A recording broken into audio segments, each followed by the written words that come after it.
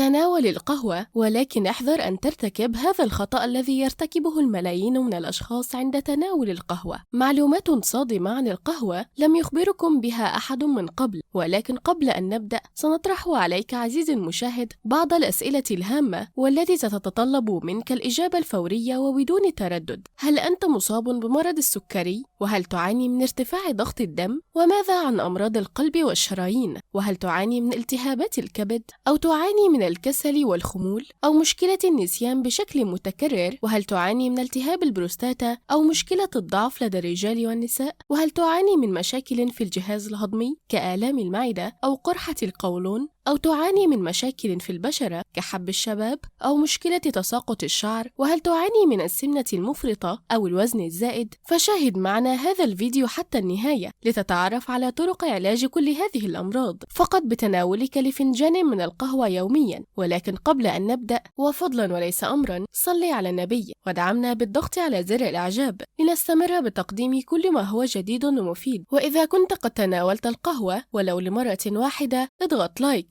واشترك في القناة وفعل زر الجرس لنعرف عدد الأشخاص المهتمين بهذه النوعية من الفيديوهات. مرحبا بكم من جديد. طالما أنك وصلت إلى هنا فأنت من عشاق القهوة. هل سبق وتساءلت يوما عن متى يجب أن تشرب القهوة؟ هل تشرب صباحا أم مساء؟ ولماذا أشعر بالقلق بعد تناول القهوة؟ وهل هي فعلا منبه ونستفيد منها؟ أم هي خطيرة وضارة على الصحة؟ وهل ترفع الضغط أم لا ترفع؟ وهل تسبب خفقانا للقلب أم لا؟ وهل ترفع السكري أم لا؟ وهل هي مخفضة للوزن أم أنها تتسبب في زيادة الوزن؟ عشرات بل مئات من الأسئلة تنبثق من هذا الفنجان، فنجان القهوة. ولكن لا داعي لكل هذا القلق. سنخبرك اليوم من قناة الوصفات الزوجية عن ماذا سيحدث في جسمك عندما تتناول القهوة. أولاً، ماذا يحتوي فنجان القهوة؟ يحتوي فنجان القهوة على العديد من العناصر الغذائية المفيدة للجسم، والتي من أبرزها مادة تسمى الريبوفلافين، وهي المادة الرئيسية التي نعتمد عليها في التفاعلات، ويتواجد فيها المغنيسيوم والمنغنيز والبوتاسيوم والكافيين. السؤال الأول: متى يجب أن نشرب القهوة؟ ينصح استشاري التغذية العلاجية بتناول القهوة بعد ساعة كاملة من الاستيقاظ. فمثلا إذا استيقظت الساعة 7 فسيكون فنجان القهوة الساعة 8. ولكن لماذا هذه الساعة؟ لها سببان. يوجد سبب علمي وسبب آخر من وحي القرآن. السبب العلمي: أشار الأطباء أن الجهاز العصبي فور الاستيقاظ يكون في صورة شبه متوقفة، ويجب عليك عدم تعريض جهازك العصبي لأي صدمة مباشرة إلى حين أن يعيد حيويته. لذلك يجب عليك الانتظار إلى حين إفراز جسمك لمادة الليدوسين، وهي شبيهة جدا بمركب الكافيين، وهي المسؤولة عن النشاط والحيوية، ومسؤولة أيضا عن التعب والإرهاق في آخر اليوم أو بوسط النهار. وعند أخذ فنجان القهوة بعد ساعة من الزمن من وقت الاستيقاظ فأنت تعمل على إكمال عمل الليدوسين، وبالتالي تعزيز التحفيز ومنح الجسم الحيوية والطاقة الذهنية والإدراك والذاكرة، وهذا ما نرغب به دوما حين نشرب ونختار فنجان القهوة صباحا. السبب الثاني من وحي القرآن، فإن هذه الساعة هي فرصة لكي نتناول وجبة الإفطار أو نتناول أي شيء حتى لو كان تمرا، والتمر يمضغ أو أي شيء يمضغ، وكلوا واشربوا، فإن الأكل سبق الشراب، وبالتالي نحرص دوما أن يكون هناك شيء يمضغ قبل الشيء الذي يشرب. السؤال الثاني: ما الذي يفعله شرب فنجان القهوة في جسمك؟ ويجب أن تعرفه الآن وبشكل عاجل. أوضح استشاري التغذية أن القهوة تعتبر من أقوى مدرات البول، وبالتالي تعمل على إحداث حالة من الجفاف داخل جسمك، وهنا يأتي دور كوب الماء، وهو أمر ضروري لتعويض الماء المفقود، إذ يحبذ دائما بعد الانتهاء من شرب فنجان القهوة أن تشرب كأسا من الماء حتى لا تعاني من الجفاف. السؤال الثالث: ما هي فوائد القهوة؟ أثبتت الدراسات الطبية الحديثة أن شرب فنجان قهوة يوميا يعمل على تحسين مستويات السكري وخفض فرص الإصابة بهذا المرض لدى الأشخاص الأصحاء، وكما يقل من خطر الإصابة بالتهاب أو تضخم البروستاتا، خصوصا لدى الرجال الذين هم فوق عمر 50. ويساعد تناولك لفنجان من القهوة الخضراء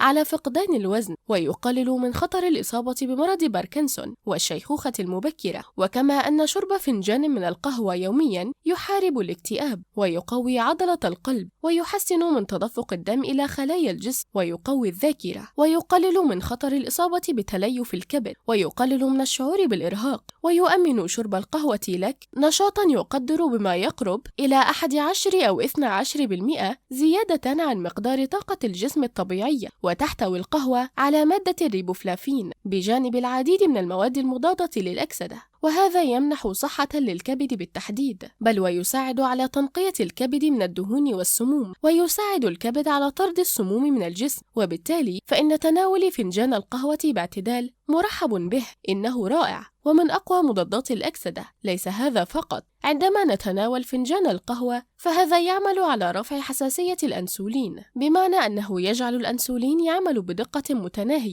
وهي السبب وراء مرض السكري والسمنة والبطن المترهل، وكل هذه الأمراض هي مقاومة الأنسولين. إذن نستطيع القول إن فنجان القهوة هذا يمنع مقاومة الأنسولين، وبالتالي يؤمن تحسساً أكثر وحساسية أكثر لهذا الهرمون ليعمل بدقة متناهية. ثم من يقول إنه يريد أن يحصل على هذه الفوائد من خلال فنجان القهوة، ولكنه يبتعد عنه إذ يشعر بأن فنجان القهوة يسبب له القلق والتوتر. ينصح استشاري التغذية العلاجية كل من يعاني من القلق والتوتر بعد تناوله فنجان القهوة بتناوله في منتصف اليوم، ولكن لا يجوز تناول فنجان القهوة في المساء، فشرب فنجان القهوة في الفترة المسائية والذي يعمل على إحداث حالة القلق والتوتر. لكن في حال شرب فنجان القهوة في منتصف اليوم سيكون هناك على الأقل 4 أو 5 ساعات، وهي كافية جدا لإخراج هذه المادة من الجسم، وبالتالي لن تؤثر على النوم، وسوف ينام الشخص نومه الطبيعي بدون مشاكل. الجانب الهام والجميل جدا والبشرة السارة لمرضى الرعاش، ينصح باستهلاك القهوة وشربها كمبدأ علاجي، لأن فيها مغنيسيوم وفيها المنغنيز تعمل على علاج هذا المرض. كم فنجان من القهوة نشرب باليوم؟ ويجدر بنا التنويه أننا سنتحدث هنا عن فنجان صغير من القهوة وليس كأسا كبيرا. إذا شربنا فنجانا واحدا باليوم فهذا أمر ممتاز، وليكن صباحا بعد الاستيقاظ من النوم بساعة.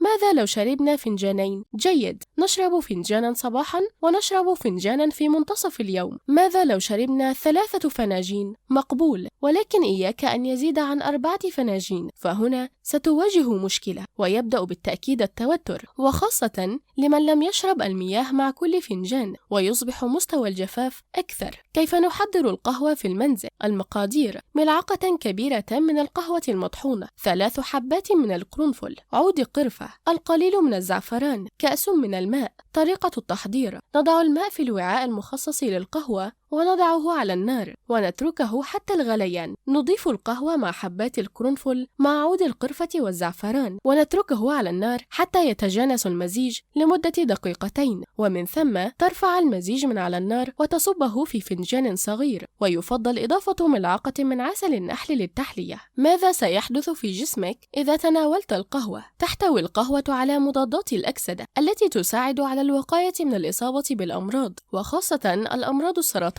القهوة لها قدرة على زيادة التركيز والانتباه، حيث إنها تساهم في تنشيط الجهاز العصبي بشكل كبير، تنظيم معدل السكر بالدم، والمساعدة في زيادة حساسية الجسم للأنسولين، مما يفيد في مرض السكري من النوع الثاني. تساعد القهوة على الوقاية من الإصابة بمرض الزهايمر، التقليل من ألم العضلات الناتج عن ممارسة التمرينات الرياضية، مع الحرص على عدم تناولها بكميات كبيرة. تناول القهوة يساعد على الوقاية من الإصابة بالنوبات القلبية، حيث إنها تعمل على التخلص من الدهون التي توجد على الشرايين. القهوة تساعد على التقليل من نسبة التعرض للقلق والتوتر وتخفيف أعراض الاكتئاب، وتساعد على تحسين الحالة المزاجية. تساعد القهوة على تقوية الجهاز المناعي. تسهم القهوة في علاج الصداع وتقلل من أعراض الصداع النصفي. تحافظ على صحة اللثة والأسنان وتقي من التسوس. تساعد القهوة على تجديد خلايا البشرة والحفاظ عليها، كما أنها تقلل من علامات الشيخوخة والتجاعيد. ما الذي يمنعك من تناول القهوة الآن؟ ننصحك بعد مشاهدة هذا الفيديو أن تقوم بتحضير فنجان من القهوة والاستمتاع بفوائده. وهذا كان كل ما لدينا اليوم. شكرا لكم على المشاهدة، وإلى اللقاء.